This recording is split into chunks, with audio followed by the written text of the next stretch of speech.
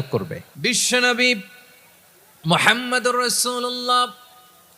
সাল্লাল্লাহু আলাইহি ওয়াসাল্লাম ইরশাদ করেন, যে ব্যক্তি সকাল বেলা 3 বার তেলাওয়াত করবে আউযু বিল্লাহিস সামিউল আলিম মিনাশ শাইতানির রাজিম, এরপরে সূরা হাশরের শেষ 3টি আয়াত তেলাওয়াত করবে, রব্বুল আলামিন ওই ব্যক্তির জন্য 70,000 ফেরেশতা নিয়োগ দিবেন যারা সারা দিন ওই লোকের জন্য মাগফিরাতের দোয়া করবে।